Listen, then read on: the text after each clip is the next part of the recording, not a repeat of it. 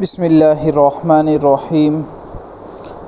الحمد للہ نحمده ونستعینه ونستغفره ونؤمن به ونتوکل علیہ ونعوذ باللہ من شرور انفسنا ومن سیئات اعمالنا ونعوذ باللہ من شرور انفسنا ومن سیئات اعمالنا ونعوذ باللہ من شرور انفسنا ومن سیئات اعمالنا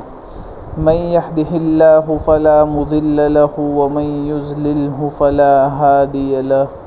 ونشهد أن لا إله إلا الله وحده لا شريك له ونشهد أن سيدنا ومولانا محمدا عبده ورسوله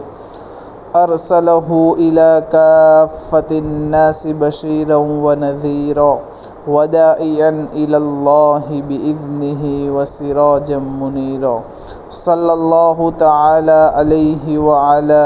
آله وأصحابه وبارك وسلم تسليما كثيرا كثيرا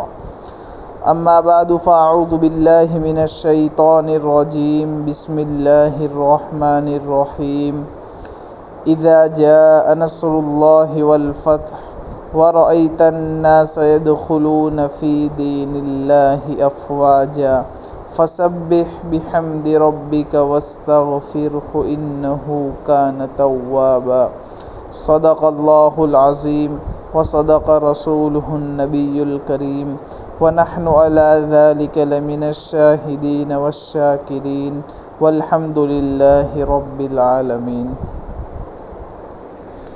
محترم دوستو بزرگوں،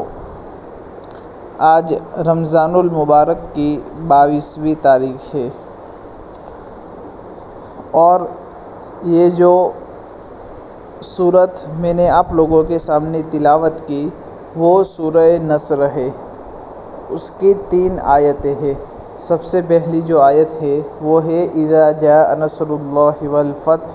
دوسری جو آیت ہے وَرَأَيْتَ النَّاسَ يَدْخُلُونَ فِي دِينِ اللَّهِ أَفْوَاجًا،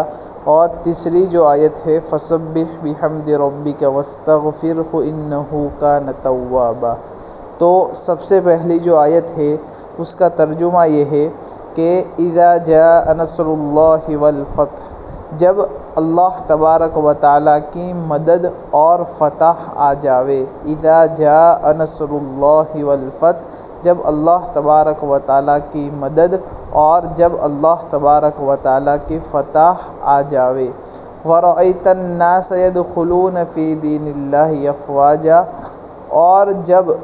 تو دیکھے لوگوں کو کہ وہ اللہ کے دین کے اندر فوج در فوج داخل ہو رہے ہیں، اور آپ لوگوں کو دیکھیں گے کہ وہ فوج در فوج، وہ گروہ در گروہ، وہ جماعت در جماعت، وہ ٹولے در ٹولے اللہ تبارک و تعالیٰ کے دین کے اندر داخل ہو رہے ہیں۔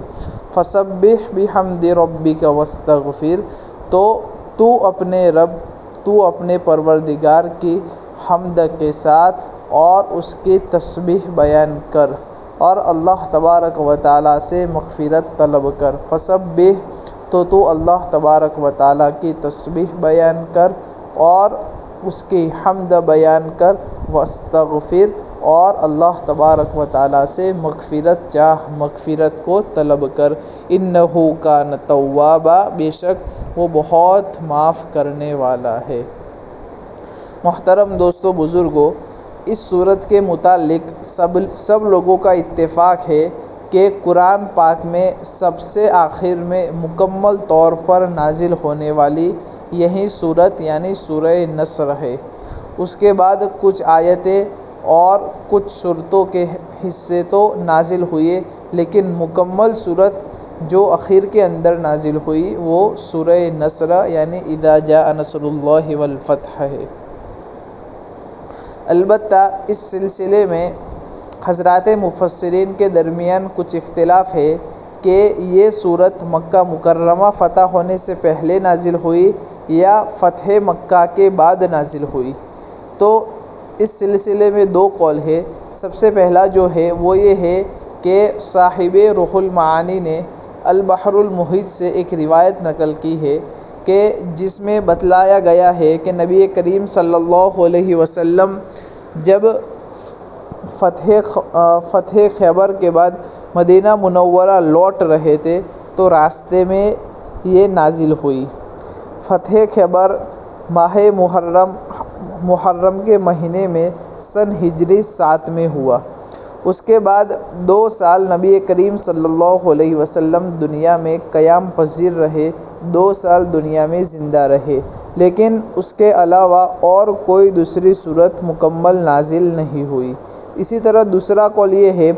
کہ حضرت عبداللہ ابن عمر رضی اللہ تعالیٰ عنہ کی روایت ہے کہ یہ صورت حجۃ الوداع کے موقع پر ایام تشریق کے دوران، ایام تشریق کے درمیان مینا میں نبی کریم صلی اللہ علیہ وسلم کے قیام کے وقت نازل ہوئی۔ اور اس کے بعد سورہ بقرہ کی یہ آیت شریفہ کہ الیوم اکملت لکم دینکم واتممت علیکم نعمتی ورضیت لکم الاسلام دینا، یہ سورہ مائدہ کی آیت نمبر 3 ہے، یہ پھر اس کے بعد نازل ہوئی۔ اور ان دونوں یعنی سورہ نصر اور اس آیت کے نازل ہونے کے بعد نبی کریم صلی اللہ علیہ وسلم دنیا کے اندر 80 دن اور 80 روز تک زندہ رہے۔ اس کے بعد آیت کلالہ نازل ہوئی، جس کو یوصیکم اللہ فی اولادکم والا جو مکمل رکوع ہے، وہ اس کے بعد جو اخیر کے اندر اس صفحے کے اوپر اخیر کے اندر جو آیت ہے اس کو بولتے ہیں آیت کلالہ، وہ نازل ہوئی۔ اس وقت نبی کریم صلی اللہ علیہ وسلم کی عمر شریف کے 35 دن باقی رہ گئے تھے، یعنی 35 دن باقی رہ گئے تھے۔ اور سب سے اخیر میں سورہ بقرہ کی آیت کہ واتقوا یوما ترجعون فیہ الی اللہ، یہ نازل ہوئی۔ اس وقت نبی کریم صلی اللہ علیہ وسلم کی عمر شریف کے 21 دن اور حضرت مقاتل کی روایت کے مطابق صرف 7 دن باقی رہ گئے تھے۔ بہرحال فتح مکہ سے پہلے اور فتح مکہ کے بعد دونوں طرح نازل ہونے کی باتیں ہیں۔ محترم دوستو بزرگوں، یہاں لفظ فتح سے مکہ مکرمہ کی فتح مراد ہے اور اس پر تمام مفسرین اعظام کا اتفاق ہے۔ بخاری شریف میں حضرت عائشہ صدیقہ رضی اللہ تعالیٰ عنہا کی روایت ہے کہ اس سورت کے نازل ہونے کے بعد نبی کریم صلی اللہ علیہ وسلم کا یہ معمول بن گیا تھا اور یہ معمول ہو گیا تھا کہ جب بھی کوئی نماز پڑھتے تو آپ صلی اللہ علیہ وسلم یہ دعا کیا کرتے تھے، سبحانک ربنا وبحمدک اللہم اغفر لی، یہ دعا پڑھا کرتے تھے۔ اسی طرح حضرت عائشہ صدیقہ رضی اللہ تعالیٰ عنہا کی ایک روایت ہے، وہ فرماتی ہے کہ اس سورت کے نازل ہونے کے بعد نبی کریم صلی اللہ علیہ وسلم اٹھتے بیٹھتے جاتے آتے سبحان اللہ وبحمدہ استغفر اللہ واتوب الیہ پڑھتے تھے، اور یہ بھی فرماتے تھے کہ مجھے اللہ تبارک و تعالیٰ نے اس کا حکم دیا ہے۔ اور دلیل کے طور پر آپ صلی اللہ علیہ وسلم سورہ نصر کی تلاوت فرماتے تھے۔ تفسیر قرطبی میں حضرت ابو ہریرہ رضی اللہ تعالیٰ عنہ کی ایک روایت ہے کہ اس سورت کے نازل ہونے کے بعد نبی کریم صلی اللہ علیہ وسلم عبادات میں بہت زیادہ مجاہدہ فرمانے لگے، یہاں تک کہ آپ صلی اللہ علیہ وسلم کے پاؤں مبارک پر ورم آ گیا۔ ورم مانا سوجا جس کو بولتے ہیں، سوج گئے، وہ ورم آ چکا تھا کہ اذا جاء نصر اللہ والفتح، جب اللہ تبارک و تعالیٰ کی مدد اور فتح آ جاوے۔ یہاں فتح سے فتح مکہ مراد ہے۔ نبی کریم صلی اللہ علیہ وسلم کی ولادت شریفہ مکہ مکرمہ میں ہوئی، اور جب آپ صلی اللہ علیہ وسلم نے اپنی حیات طیبہ کے 40 سال پورے کیے، اس وقت نبی کریم صلی اللہ علیہ وسلم پر وحی نازل ہوئی، اور اس کے بعد ایک وقت آیا جب یہ آیت نازل ہوئی وَأَنذِرْ عَشِيرَتَكَ الْأَقْرَبِينَ وَرَحْتُكَ مِنْهُمُ الْمُخْلَصِينَ۔ اس وقت نبی کریم صلی اللہ علیہ وسلم نے قبیلہ قریش کے جو شاخ تھی، جو اپنے خاندان کے بعض افراد کو نام لے کر کوہ صفا کے پاس جمع کیا اور اللہ کے حکم کے مطابق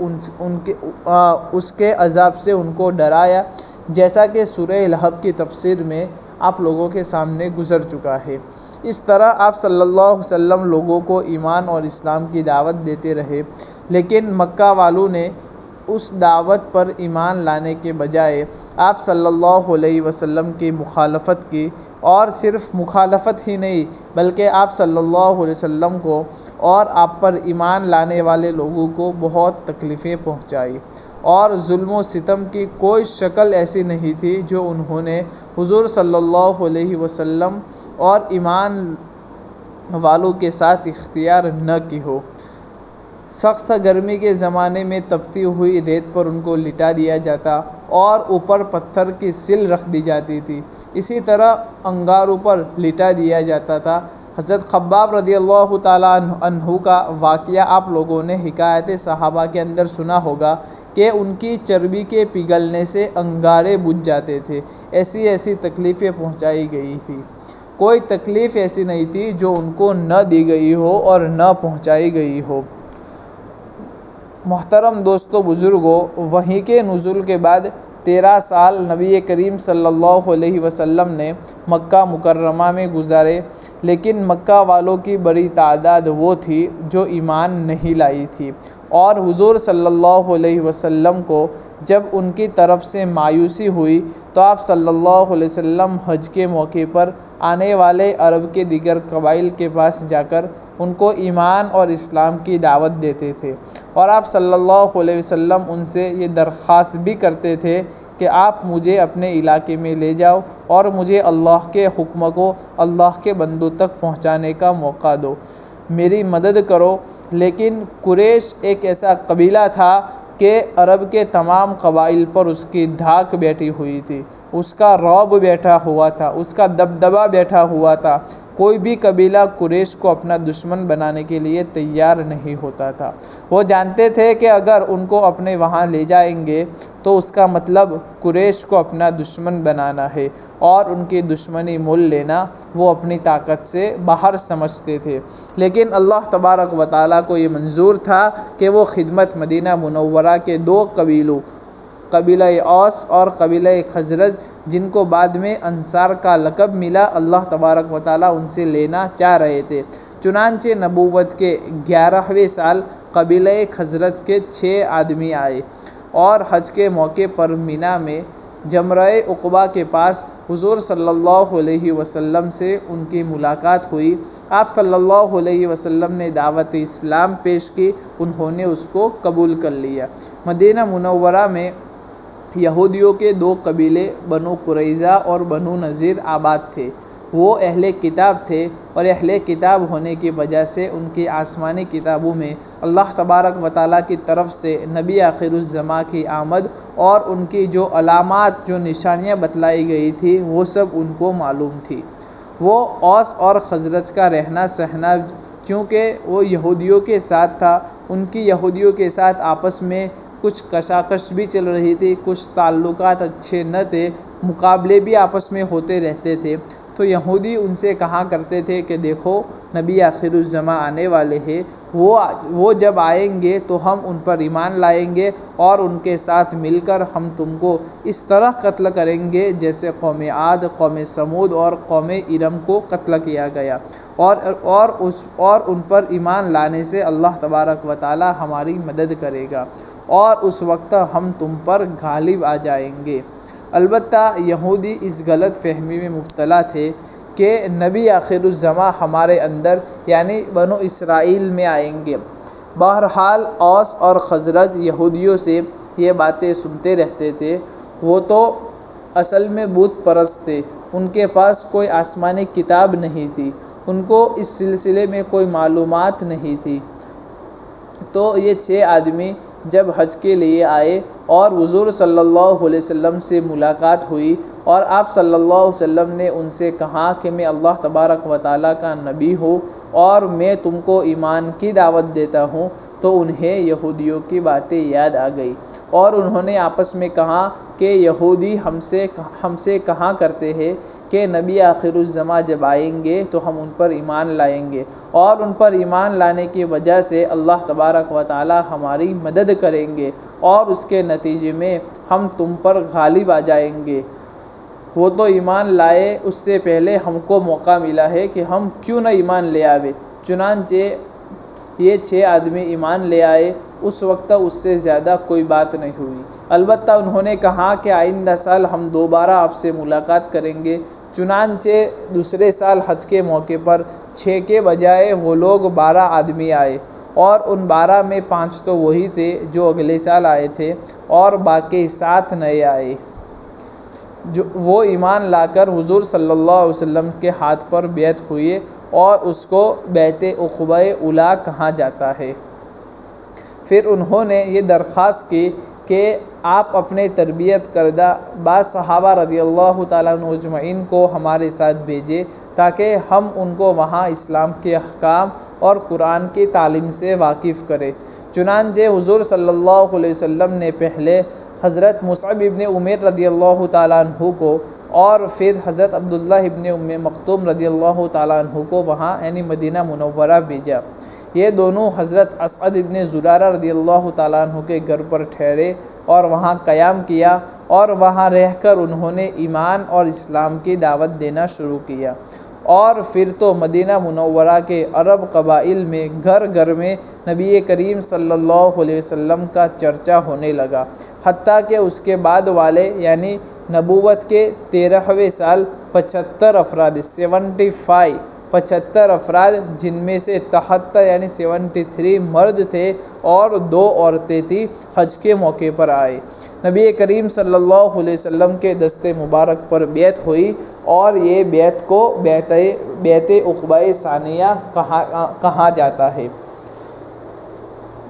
محترم دوستو بزرگوں، اسی موقع پر انہوں نے نبی آخر الزماں صلی اللہ علیہ وسلم سے درخواست کی کہ آپ ہمارے یہاں تشریف لائے، ہم جس طرح اپنی جان کی، اپنے اہل و عیال کی حفاظت کرتے ہیں، آپ کی بھی حفاظت کریں گے، اور اس دعوت ایمان میں ہم آپ کا مکمل پورا کا پورا ساتھ دیں گے، پورا کا پورا تعاون فرمائیں گے۔ چنانچہ سن ہجری 1390 مکمل ہونے کے بعد اللہ تبارک و تعالیٰ کے حکم سے حضور صلی اللہ علیہ وسلم نے صحابہ رضی اللہ تعالیٰ عنہ اجمعین کو مدینہ منورہ ہجرت کی اجازت دی۔ پہلے کچھ صحابہ وہاں پہنچے جیسے حضرت عمر رضی اللہ تعالیٰ عنہ وغیرہ، یہاں تک کہ ماہ ربیع الاول میں اللہ تبارک و تعالیٰ نے حضور صلی اللہ علیہ وسلم کو بھی اجازت دی، اور آپ صلی اللہ علیہ وسلم بھی ہجرت فرما کر مدینہ منورہ تشریف لے گئے۔ مدینہ منورہ پہنچنے کے بعد مکہ والوں کو اور زیادہ غصہ آیا کہ یہ لوگ تو وہاں چلے گئے، وہ تو دین کے دشمن تھے، انہوں نے ان کو مدینہ منورہ میں بھی چین سے رہنے نہیں دیا۔ چنانچہ یہاں رہ کر بھی مدینہ منورہ والوں کو وہ کہا کرتے تھے، وہ دھمکیاں دیا کرتے تھے کہ تم نے ان کو پناہ دی ہے، ہم تم پر حملہ کریں گے، ہم تم سے مقابلہ کریں گے، ہم تم سے مقاتلہ کریں گے، تم ان کو مدینہ سے باہر نکال دو۔ اسی کے ساتھ ساتھ انہوں نے ان کو آپس میں اور اندرونی طور پر خفیہ طور پر بھی ابھارنے کی کوشش کی۔ ایمان اور اسلام نہ لانے والوں اور عبداللہ ابن ابی جو ظاہری ایمان بھی نہیں لایا تھا، اس کو جنگ کے لیے آمادہ کیا، اس کو جنگ کے لیے تیار کیا، یہاں تک کہ ایک موقع پر آپس میں باقاعدہ جنگ کی صورت بھی پیدا ہوئی، مگر نبی کریم صلی اللہ علیہ وسلم عین وقت اور اسی وقت پر وہ پہنچ گئے اور لوگوں کو سمجھایا کہ یہ تم تو آپس کے اندر لڑ کر نقصان کرنا چاہتے ہو، تم لوگ آپس میں معاملہ صاف کر دو۔ جب ان کی طرف سے وہ مایوس ہو گئے تو مکہ والوں نے یہودیوں کو خط لکھا کہ تم قلعوں والے اور تم ہتھیار والے ہو، ان لوگوں کو تم اپنے وہاں سے نکالو۔ لیکن حضور صلی اللہ علیہ وسلم نے یہودیوں کے ساتھ پہلے ہی امن کا معاہدہ کر چکے تھے۔ بہرحال مکہ والوں کو چین نہیں پڑا تو لشکر لے کر بار بار مدینہ پر حملے کیے۔ جنگ بدر ہوئی، جنگ احد ہوئی، جنگ خندق ہوئی، مختلف جنگیں ہوئی، اور جنگ خندق کے بعد والے سال نبی کریم صلی اللہ علیہ وسلم نے خواب دیکھا کہ آپ صلی اللہ علیہ وسلم اپنے صحابہ رضی اللہ تعالیٰ عنہ اجمعین کے ساتھ عمرہ کے لیے تشریف لے جا رہے ہیں۔ حضور صلی اللہ علیہ وسلم نے صحابہ رضی اللہ تعالیٰ عنہ کے سامنے اپنے اس خواب کا تذکرہ کیا، تو جو صحابہ رضی اللہ تعالیٰ عنہ مکہ مکرمہ سے ہجرت کر کے مدینہ منورہ آ گئے تھے، ان کو مدینہ میں 6 سال ہو گئے تھے۔ ظاہر ہے کہ وہ مکہ میں پیدا ہوئے، زندگی کا اکثر حصہ اور بڑا حصہ وہیں پر گزارا۔ مکہ کی یاد تو ان کے دلوں میں بیٹھی ہوئی تھی۔ جب یہ خواب سنا تو وہ لوگ بے چین ہو گئے، اور ظاہر بات ہے کہ نبی کا خواب وحی کے حکم میں ہوتا ہے، اس لیے انہوں نے کہا کہ ہم چلیں گے، اور حضور صلی اللہ علیہ وسلم بھی وہاں جانے کے لیے تیار ہو گئے۔ بہرحال تقریباً 1500 کا قافلہ عمرہ کے لیے چلا، اور مکہ والوں کو پتہ چلا تو انہوں نے پہلے ہی سے سب سامان اکٹھا کر لیا تھا، اور پہلے سے ہی سب کچھ مستعد ہو چکے تھے۔ قریش کے علاوہ مکہ کے آس پاس رہنے والے دوسرے قبائل کو بھی مقابلہ کے لیے اپنا ہم خیال بنا لیا، اور طے کر لیا کہ کسی بھی حال میں ان کو مسجد حرام میں داخل نہیں ہونے دیں گے۔ اگر یہ داخل ہو گئے تو ہماری ناک کٹ جائے گی۔ چنانچہ حضور صلی اللہ علیہ وسلم کو جب ان حالات کا علم ہوا تو آپ صلی اللہ علیہ وسلم سیدھے جانے کے بجائے راستہ بدل کر آگے بڑھے۔ چنانچہ مقام حدیبیہ میں آپ صلی اللہ علیہ وسلم کی اونٹنی اللہ تبارک و تعالیٰ کے حکم سے بیٹھ گئی۔ اٹھانا چاہا تو اٹھی، دوبارہ بیٹھ گئی، پھر نہ اٹھی۔ حضور صلی اللہ علیہ وسلم کو وحی کے ذریعے مکمل بات بتلائی گئی کہ اس وقت آپ کا مکہ مکرمہ جانے کا موقع نہیں ملے گا، اور اس بات سے بھی آگاہ کیا کہ اگر آپسی صلح کی کوئی صورت نکل آوے تو آپ اس کے لیے آمادہ ہو جائیے۔ چنانچہ آخر میں 10 سال کے لیے صلح ہوئی، اور آپ صلی اللہ علیہ وسلم مکہ مکرمہ سے بغیر عمرہ کیے ہوئے لوٹے۔ اس صلح کی شرائط میں پہلی شرط یہ تھی کہ اس سال تو یہ لوگ بغیر عمرہ کے واپس جائیں گے، البتہ آئندہ سال انہی دنوں میں دوبارہ واپس آئیں گے اور عمرہ کریں گے۔ دیگر شرائط بھی تھی، جیسے 10 سال تک ہم باہم جنگ نہیں کریں گے، اور ہماری صلح میں جو دوسرے قبائل شریک ہونا چاہے تو وہ لوگ بھی شریک ہو سکتے ہیں۔ اسی بہت ساری دیگر شرائط بھی تھی۔ چنانچہ جب صلح مکمل ہو گئی تو صلح کے مطابق نبی کریم صلی اللہ علیہ وسلم عمرہ کیے بغیر حدیبیہ سے واپس لوٹے۔ جب واپس لوٹ رہے تھے تو سورہ فتح کے شروع کی آیتیں اِنَّا فَتَحْنَا لَكَ فَتْحًا مُبِينًا لِيَغْفِرَ لَكَ اللَّهُ مَا تَقَدَّمَ مِنْ ذَنبِكَ وَمَا تَأَخَّرَ وَيُتِمَّ نِعْمَتَهُ عَلَيْكَ وَيَهْدِيَكَ صِرَاطًا مُسْتَقِيمًا۔ یہ آیت شریفہ نازل ہوئی۔ جب یہ آیت نازل ہوئی تو حضور اکرم صلی اللہ علیہ وسلم نے حضرات صحابہ رضی اللہ تعالیٰ عنہ اجمعین سے فرمایا کہ آج ایسی عجیب و غریب صورت نازل ہوئی جو میرے نزدیک دونوں جہاں سے زیادہ قیمتی اور محبوب ہے۔ پھر آپ صلی اللہ علیہ وسلم نے یہ آیت پڑھ کر سنائی۔ اس صورت میں صلح کا جو واقعہ پیش آیا تھا اس کو اللہ تبارک و تعالیٰ نے فتح سے تعبیر کیا، تو حضرت عمر رضی اللہ تعالیٰ عنہ نے عرض کیا، اے اللہ کے رسول، یہ فتح ہے تو ہم نے بہت دب کر صلح کی ہے۔ تو آپ صلی اللہ علیہ وسلم نے فرمایا، اللہ کی قسم یہ ضرور فتح ہے۔ چنانچہ بعد کے حالات نے بتلایا کہ واقعتاً یہ فتح مبین ہے، یہ کھلم کھلی فتح ہے۔ خیر، صلح کے بعد امن اور سکون ہو گیا، ان کے حملے نہیں ہوئے۔ اس کے بعد دوسرے سال شرط کے مطابق سن ہجری 7 میں حضور صلی اللہ علیہ وسلم صحابہ رضی اللہ تعالیٰ عنہ اجمعین کے ساتھ عمرہ کے لیے تشریف لے گئے اور عمرہ سے فارغ ہوئے۔ مکہ والوں کا تو شرائط پر باقی رہنا مشکل تھا۔ مکہ مکرمہ کے قرب و جوار میں 2 قبیلے رہتے تھے، ایک کا نام بنو خزاعہ اور دوسرے کا نام بنو بکر تھا۔ ان دونوں میں آپس میں جنگیں ہوا کرتی تھی، دشمنیاں ہوا کرتی تھی۔ تو بنو بکر مکہ والوں کا حلیف تھا اور بنو خزاعہ جو تھا وہ مسلمانوں کے حلیف تھے۔ اب جب مسلمان اور قریش کی صلح ہوئی اور جنگیں ختم ہوئی تو ان کو اپنی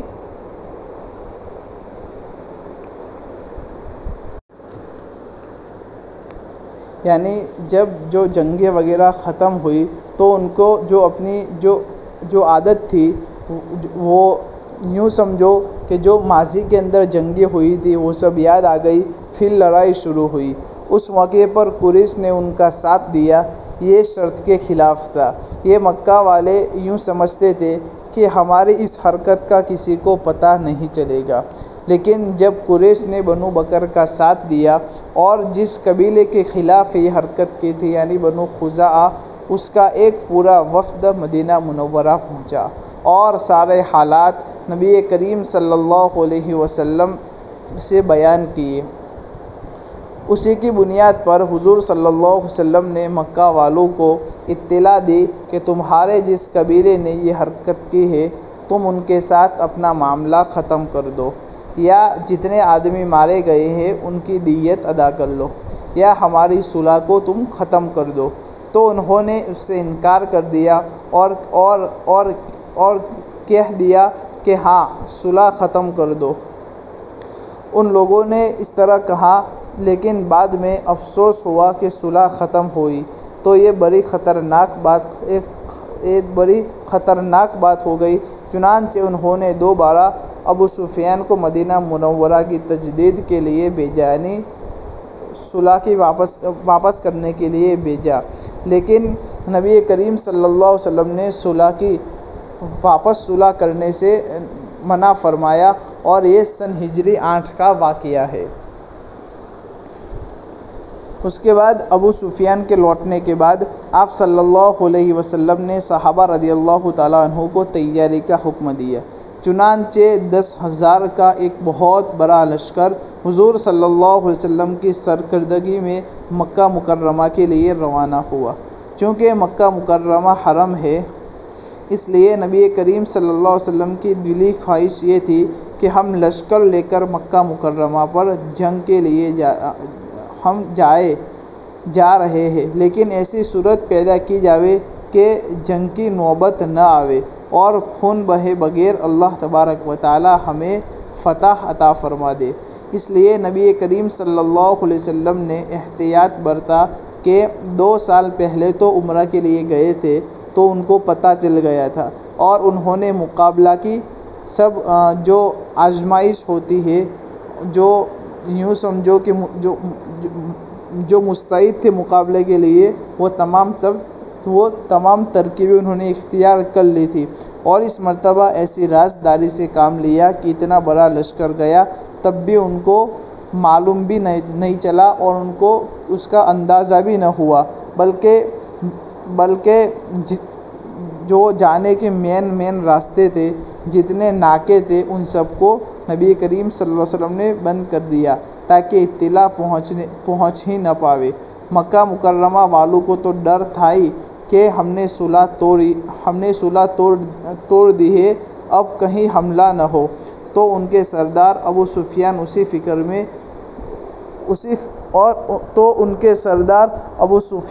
فکر میں چکر لگا رہے تھے۔ حضور صلی اللہ علیہ وسلم اتنا بڑا لشکر لے کر روانہ ہوئے، اور لشکر مکہ مکرمہ کے بالکل قریب ایک مقام تھا، وہاں پہنچ گیا۔ ایک مرتبہ ان کے سردار ابو سفیان رات کو نکلے ہوئے تھے، انہوں نے دیکھا کہ ایک بہت بڑا لشکر ہے کہ چولہے جل رہے ہیں اور بہت بڑا مجمع ہے۔ پھر معلوم ہوا کہ یہ تو حضور صلی اللہ علیہ وسلم کا لشکر ہے۔ حضور کے نبی کریم کے اس کے لشکر کے جو چوکیدار گشت کر رہے تھے، جن کو اردو کے اندر گشتی دستہ اور انگلش کے اندر پیٹرولنگ آرمی کہا جاتا ہے، انہوں نے ابو سفیان کو گرفتار کر لیا، اور اسی رات ابو سفیان حضرت عباس رضی اللہ تعالیٰ عنہ کے سمجھانے سے ایمان لے آوے اور ایمان سے وہ مشرف ہو چکے۔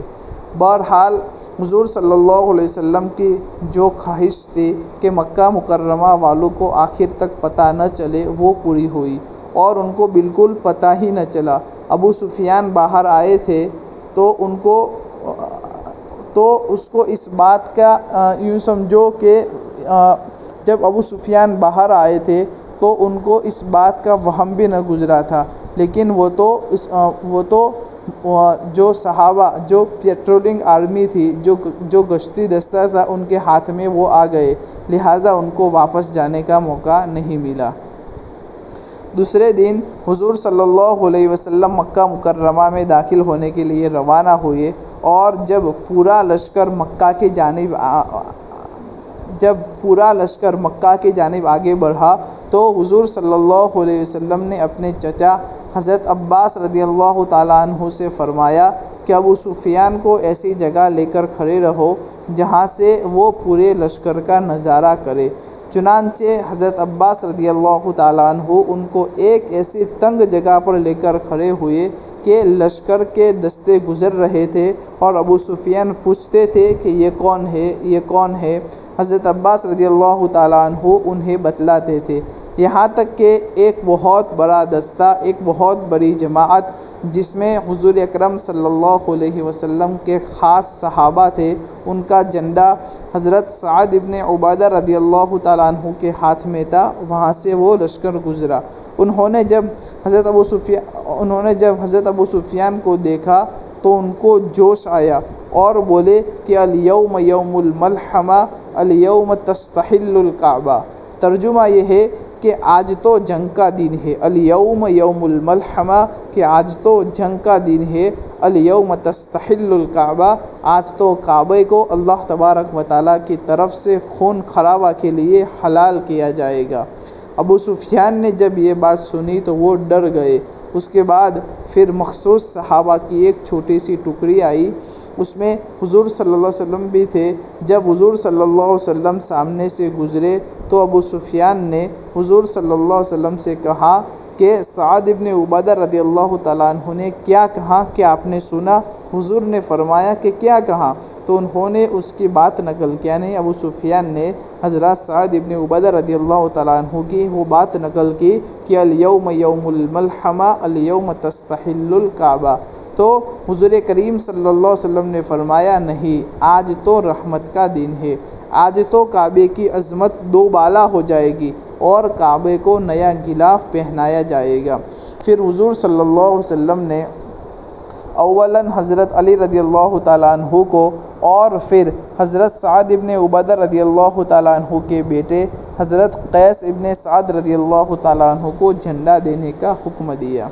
اسی طرح یہ قافلہ آگے بڑھا۔ نبی کریم صلی اللہ علیہ وسلم اپنی اونٹنی پر سوار تھے۔ آپ صلی اللہ علیہ وسلم نے اپنے پیچھے اپنے لاڈلے حضرت اسامہ ابن زید رضی اللہ تعالیٰ عنہ کو بٹھا رکھا تھا، اور ایسی حالت میں آپ صلی اللہ علیہ وسلم مکہ مکرمہ میں داخل ہوئے کہ تواضع اور انکساری سے آپ صلی اللہ علیہ وسلم کا چہرہ انور اتنا جھکا ہوا تھا کہ آپ کی داڑھی مبارک، آپ کی ریش مبارک، اونٹ کے جو رکھنے کی جگہ ہوتی ہے جہاں بیٹھتے، جس کو بولتے ہیں کجاوا کی لکڑی، وہاں داڑھی مبارک لگ رہی تھی، اور حضور صلی اللہ علیہ وسلم سورہ فتح کی شروع کی آیتیں انا فتحنا لک فتحا مبینا تلاوت کر رہے تھے۔ بخاری شریف کی روایت میں حضرت عبداللہ ابن مغفل رضی اللہ تعالیٰ عنہ سے ایک کیفیت منقول ہے، حالانکہ یہاں سے تو آپ صلی اللہ علیہ وسلم کو نکالے گئے تھے، ہجرت کرنے پر مجبور ہوئے تھے، اور اتنے زمانے کے بعد جب اللہ تبارک و تعالیٰ نے فتح نصیب فرمائی تو ذرا برابر بھی گھمنڈ، تکبر کچھ بھی نہیں تھا، بلکہ پوری تواضع اور انکساری کے ساتھ داخل ہو رہے تھے۔ دنیا کے بادشاہ ہوتے تو وہ لوگ کیا معلوم کتنے خون خرابے کرتے، اور کیسے گھمنڈ کے ساتھ اور اطراحت کے ساتھ داخل ہوتے۔ قرآن کریم میں ایک جگہ دنیا کے بادشاہوں کا طریقہ نقل کیا گیا ہے کہ ان الملوک اذا دخلوا قریۃ افسدوها وجعلوا عزت اہلھا اذلہ، کہ جب وہ کسی آبادی میں فاتحانہ داخل ہوتے ہیں تو اس کو وہ خراب اور برباد کر کر رکھ دیتے ہیں اور اس کی عزت والے لوگوں کو ذلیل بنا دیتے ہیں۔ لیکن نبی کریم صلی اللہ علیہ وسلم فتح مکہ کے موقع پر جب مکہ میں داخل ہو رہے ہیں تو اس طرح تواضع اور انکساری کے ساتھ روتے ہوئے سورہ فتح کی آیتیں پڑھتے ہوئے داخل ہو رہے ہیں۔ ذرا برابر بھی کوئی غرور اور تکبر کا اظہار نہیں ہے۔ آپ صلی اللہ علیہ وسلم اس طرح داخل ہوئے کہ اپنی جو بہن تھی کہ اپنی حضرت علی رضی اللہ تعالیٰ عنہ کی عینی بہن حضرت ام ہانی رضی اللہ تعالیٰ عنہ کے گھر پر تشریف لے گئے، غسل فرمایا، 8 رکعتیں ادا فرمائی، اس کے بعد حرم میں تشریف لائے۔ آپ صلی اللہ علیہ وسلم اپنی اونٹنی پر تھے۔ مکہ والوں نے کعبہ کی چاروں طرف 360 بت شیشے کے ذریعے دیوار کے ساتھ چپکائے ہوئے رکھ دیے تھے۔ آپ صلی اللہ علیہ وسلم اپنی اونٹنی پر طواف کر رہے ہیں اور جاء الحق وزهق الباطل ان الباطل کان زہوقا پڑھتے ہوئے اپنی لکڑی سے اشارہ کر رہے ہیں اور بت گرتے جا رہے ہیں۔ اسی طرح سارے بت سرنگو ہو چکے، سارے بت گر چکے۔ پھر آپ صلی اللہ علیہ وسلم نے حضرت عثمان بن طلحہ رضی اللہ تعالیٰ عنہ کے پاس سے کعبۃ اللہ کی چابی منگوائی، دروازہ کھولا اور اندر بھی حضرت ابراہیم علیہ السلام اور حضرت اسماعیل علیہ السلام وغیرہ کی تصاویر لگی ہوئی تھی۔ پہلے تو آپ صلی اللہ علیہ وسلم نے وہ تصاویر مٹوائی، پھر اندر داخل ہوئے۔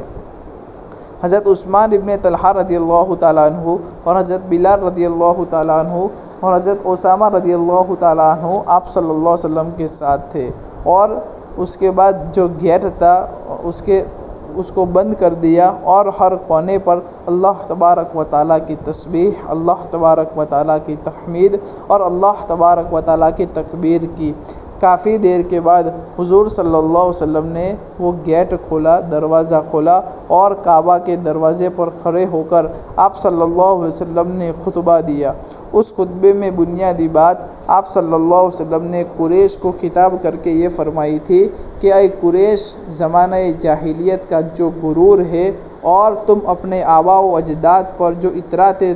اتراتے ہو، اللہ تبارک و تعالیٰ نے وہ سب کچھ ختم کر دیا۔ الناس من آدم و آدم من تراب، کہ سب حضرت آدم علیہ السلام کی اولاد ہے اور اللہ تبارک و تعالیٰ نے، اللہ رب العزت نے حضرت آدم علیہ السلام کو مٹی سے پیدا کیا ہے۔ اور پھر آیت کریمہ یا ایھا الناس انا خلقناکم من ذکر و انثی وجعلناکم شعوبا وقبائل لتعارفوا ان اکرمکم عند اللہ اتقاکم، یہ سورہ حجرات کی آیت ہے، اس کو تلاوت فرمائی۔ چنانچہ آپ صلی اللہ علیہ وسلم نے یہ اعلان کر دیا کہ فخر اور غرور اور قریش اپنے آپ کو سب سے اونچا سمجھتے ہیں، وہ کچھ نہیں ہے۔ اللہ تبارک و تعالیٰ کے یہاں اگر کسی کی عزت ہے تو وہ تقوی اور نیک عمل کی وجہ سے ہے۔ جب آپ صلی اللہ علیہ وسلم کعبہ کے اندر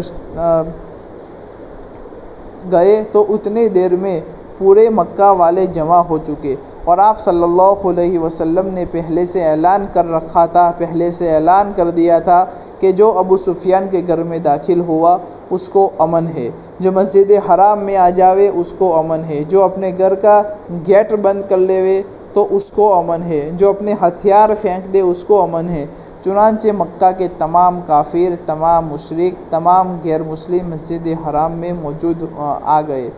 مسجد حرام مکمل بھر چکی تھی اور آپ صلی اللہ علیہ وسلم نے خطبہ دیا۔ خطبے کے آخر میں آپ صلی اللہ علیہ وسلم نے فرمایا، اے قریش، تمہارا کیا خیال ہے؟ میں تمہارے ساتھ کیا سلوک کروں گا؟ اس کے جواب میں قریش کی طرف سے ان کے سرداروں میں سے ایک نے یعنی سہیل بن عمرو نے کہا، اخن کریم وابن اخین کریم، کہ آپ تو شریف بھائی ہے اور شریف بھائی کے شریف بیٹے ہیں۔ اور ہم آپ سے وہی امید رکھتے ہیں، یعنی خیر کی اور بھلائی کی امید رکھتے ہیں۔ تو نبی کریم صلی اللہ علیہ وسلم نے فرمایا، میں تم کو آج وہی بات کہتا ہوں جو حضرت یوسف علیہ نبینا علیہ الصلوۃ والسلام نے اپنے بھائیوں سے کہی تھی کہ لا تثریب علیکم اليوم، لا تثریب علیکم اليوم، کہ آج تم کو کوئی طعن و تشنیع نہیں کروں گا۔ اذهبوا انتم الطلقاء، کہ جاؤ تم سب آزاد ہو۔ دنیا میں تو یہ دستور ہے کہ کوئی معاف بھی کر دے تو وہ لوگ طعنے دیتے ہیں کہ جا تو نالائق ہے، تو ایسا ہے، تو ویسا ہے، یعنی ایک دو بات تو وہ ایسی کہتے ہیں جس کی وجہ سے دل ٹوٹ جاتا ہے، مگر حضور صلی اللہ علیہ وسلم نے ایک جملہ بھی نہیں کہا۔ اور آپ صلی اللہ علیہ وسلم کے اخلاق، اور یہی آپ صلی اللہ علیہ وسلم کے اخلاق تھے کہ جنہوں نے 13 سال تک ایسا ستایا اور ایسا ظلم کیا کہ اس کی کوئی شکل نہیں چھوڑی تھی، لیکن آج جب اللہ تبارک و تعالیٰ نے قابو دیا تو آپ صلی اللہ علیہ وسلم نے اس طرح اپنے اخلاق کریمانہ کا مظاہرہ فرمایا، اور اسی کا نتیجہ تھا کہ سب کو اللہ تبارک و تعالیٰ نے ایمان کی توفیق دی اور سب لوگ ایمان لے آئے۔ یہ آپ صلی اللہ علیہ وسلم کے اخلاق ہی کے نتیجے میں ہوا۔ اسی طرح مکہ مکرمہ فتح ہوا، اسی کو اللہ تبارک و تعالیٰ نے اس صورت میں بتلایا ہے کہ جب اللہ تبارک و تعالیٰ کی مدد آ جاوے اور مکہ فتح ہو جاوے تو اس کے بعد آپ صلی اللہ علیہ وسلم دیکھیں گے کہ لوگ گروہ در گروہ، جماعت در جماعت، ٹولے در ٹولے ایمان کے اندر داخل ہو رہے ہیں۔ دیکھیے، قریش کے علاوہ بہت سارے ایسے خاندان تھے، ایسے وہ جس کو بولتے ہیں قبائل تھے کہ جس کے سامنے سے نبی کریم صلی اللہ علیہ وسلم کی حقانیت اور آپ صلی اللہ علیہ وسلم کا اللہ کا سچا رسول ہونا واضح ہو چکا تھا، لیکن قریش کے ڈر کی وجہ سے وہ ایمان نہیں لاتے تھے۔ وہ اس انتظار میں تھے کہ اگر آپ صلی اللہ علیہ وسلم کو اپنی قوم پر غلبہ حاصل ہو جاوے تو ہم بھی ایمان لے آئیں گے۔ چنانچہ جب مکہ فتح ہوا اور اللہ تبارک و تعالیٰ نے آپ صلی اللہ علیہ وسلم کو قریش پر غلبہ دیا تو حال یہ ہوا کہ جب آپ صلی اللہ علیہ وسلم مدینہ واپس لوٹے تو سن ہجری 8 ختم ہو رہی تھی اور سن ہجری 9 کا پورا سال ایسی حالت میں گزرا کہ عرب کے تمام علاقوں سے ہر جو خاندان تھا، ہر جو قبیلہ تھا، وہاں سے وفود آتے تھے اور وہ اپنے قبیلوں کے اسلام لانے کی خبر دیتے تھے۔ اگر یہ مانا جاوے کہ یہ صورت فتح مکہ سے پہلے نازل ہوئی تو اس میں اللہ تبارک و تعالیٰ کی طرف سے بشارت دی گئی ہے، اور بعد میں مانا جاوے تو اس کے اندر خبر دی جا رہی ہے، لیکن جب فتح اور نصرت ہو جاوے تو فسبح بحمد ربک واستغفر، تو آپ اللہ تبارک و تعالیٰ کی حمد کے ساتھ اس کی تسبیح بیان کیجئے اور اپنے گناہوں کی معافی مانگیے۔ محترم دوستو بزرگوں، جب یہ صورت نازل ہوئی اور آپ صلی اللہ علیہ وسلم نے پڑھ کر سنائی تو حضرت عباس رضی اللہ تعالیٰ عنہ رونے لگے۔ حضور صلی اللہ علیہ وسلم نے پوچھا، آپ کیوں روتے ہو؟ تو انہوں نے عرض کیا کہ اللہ کے رسول، اس میں اللہ تبارک و تعالیٰ نے آپ کے رخصت ہونے کی خبر دی ہے۔ اللہ نے آپ کو دنیا میں بھیجا تھا تاکہ ایمان دنیا میں پھیلے۔ پورے جزیرۃ العرب میں جب سب لوگ ایمان لے آئیں گے تو اس کا مطلب یہ ہوا کہ اب واپسی کا وقت قریب آ گیا ہے، اور اللہ تبارک و تعالیٰ آپ صلی اللہ علیہ وسلم کو دنیا میں رہنے نہیں دیں گے اور اپنے پاس واپس بلا لیں گے۔ حضور صلی اللہ علیہ وسلم نے جب سنا تو فرمایا کہ تم نے ٹھیک کہا۔ چنانچہ بخاری شریف میں بھی موجود ہے کہ حضرت عمر رضی اللہ تعالیٰ عنہ اپنے دور خلافت میں حضرت عبداللہ ابن عباس رضی اللہ تعالیٰ عنہ کو خاص طور پر اپنے قریب رکھتے تھے اور اپنے پاس رکھا کرتے تھے۔ بڑے بڑے حضرات صحابہ رضی اللہ تعالیٰ عنہ مجمعین جو بدرین صحابہ میں سے تھے، ان کی حاضری کے موقع پر بھی حضرت عبداللہ ابن عباس رضی اللہ تعالیٰ عنہ کو اپنے پاس بلانے کا اہتمام کیا کرتے تھے۔ ان لوگوں نے ایک مرتبہ پوچھا، ہماری اولاد، ہمارے لڑکے، ان کی کیا عمر ہے؟ ہماری حاضری کے موقع پر ان کو اپنے پاس بلاتے ہو؟ تو اس وقت حضرت عمر رضی اللہ تعالیٰ عنہ نے جواب میں فرمایا کہ ان کا تعلق کس گھرانے سے ہے تم جانتے ہو؟ یعنی نبوت کے گھرانے سے ہے۔ حضرت عبداللہ ابن عباس رضی اللہ تعالیٰ عنہ فرماتے ہیں کہ ایک موقع پر حضرت عمر رضی اللہ تعالیٰ عنہ نے مجھ کو بلایا، یہ حضرات بھی وہاں بیٹھے ہوئے تھے۔ حضرت عمر رضی اللہ تعالیٰ عنہ نے ان لوگوں سے پوچھا، بتاؤ اس سورت یعنی سورہ نصر کے متعلق تم کیا کہتے ہو؟ پھر انہوں نے سورہ نصر پڑھی۔ انہوں نے کہا کہ اس میں یہ ہے کہ جب ملک فتح ہوں گے اس وقت تم اللہ تبارک و تعالیٰ کی تسبیح بیان کرو۔ بعض تو خاموش رہے۔ حضرت عمر رضی اللہ تعالیٰ عنہ نے حضرت ابن عباس رضی اللہ تعالیٰ عنہ سے پوچھا کہ تم کیا کہتے ہو؟ تو انہوں نے کہا، میں سمجھتا ہوں کہ اس میں اللہ تبارک و تعالیٰ نے حضور صلی اللہ علیہ وسلم کی وفات کے قریب ہونے کی خبر دی ہے۔ حضرت عمر رضی اللہ تعالیٰ عنہ نے کہا، ہاں جو تم سمجھتے ہو میں بھی وہی سمجھتا ہوں۔ بہرحال اس میں ایک طرف جہاں خوشخبری ہے کہ اللہ تبارک و تعالیٰ نے اسلام کو غلبہ عطا فرمایا، وہیں یہ بھی ہے کہ جس کام کے لیے اللہ تبارک و تعالیٰ نے رب العزت نے حضور کریم صلی اللہ علیہ وسلم کو دنیا کے اندر بھیجا تھا، مبعوث فرمایا تھا، وہ کام مکمل ہو گیا۔ تو جب مقصد پورا ہو جاتا ہے تو پھر آپ صلی اللہ علیہ وسلم کا واپس بلا لیا جائے گا۔ گویا آپ صلی اللہ علیہ وسلم کی موت کی خبر بھی اس صورت کے اندر دی گئی ہے۔ اس صورت کے متعلق مزید اور باتیں بھی ہیں جس کو انشاءاللہ ہم آئندہ کل کی مجلس کے اندر بیان کریں گے۔ آج کی مجلس اسی بات پر ختم کرتے ہیں۔ وآخر دعوانا ان الحمد للہ رب العالمین۔